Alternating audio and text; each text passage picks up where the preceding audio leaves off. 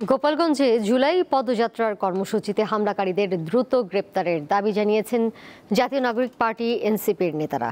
আজ রাজধানীতে বিক্ষোভ সমাবেশে তারা বলেন ৩ আগস্টের মধ্যে জুলাই ঘোষণাপত্র ও সনদ আদায় করা হবে।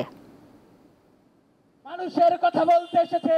গোপালগঞ্জে জুলাই যোদ্ধাদের উপর হামলার প্রতিবাদে এবং এই ঘটনায় অভিযুক্ত আওয়ামী লীগ ও এর সহযোগী সংগঠনগুলোর নেতাকর্মীদের গ্রেপ্তার ও বিচারের দাবিতে শুক্রবার রাজধানীর জাতীয় প্রেস ক্লাবের সামনে বিক্ষোভ সমাবেশ করে জাতীয় নাগরিক পার্টি এনসিপি। সংগঠনটির ঢাকা মহানগর উত্তর ও দক্ষিণের নেতাকর্মীরা এতে অংশ নেন।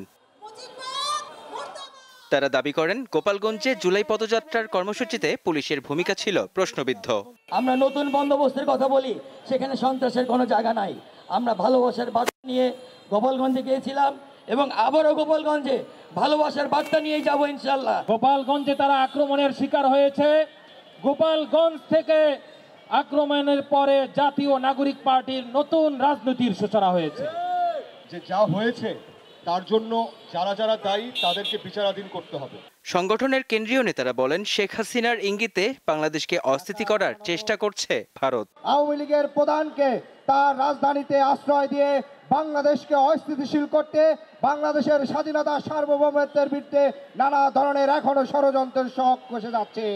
তারই ধারাবাহিকতায় গত পরশু গোপালগঞ্জে গণ অভ্যুত্থানের নেতৃত্বদের উপর হত্যার উদ্দেশ্যে যে সশস্ত্র হামলা হয়েছে, আমরা মনে করি সেই হামলার পিছনেও প্রতিবেশী রাষ্ট্র সেই দিল্লির ষড়যন্ত্র আছে। এনসিপির নেতারা বলেন, হত্যাকাণ্ডের বিচার, জুলাই সনদ ও সংস্কার ছাড়া দেশে কোনো নির্বাচন হবে না। জুলাই সনদ ব্যতীত এবং এই অভ্যুত্থানে অংশগ্রহণকারী প্রত্যেকের সুরক্ষা ব্যতীত বাংলাদেশে কোনো নির্বাচন হতে পারবে না। মেহেদী হাসান, দীপ্ত সংবাদ, ঢাকা।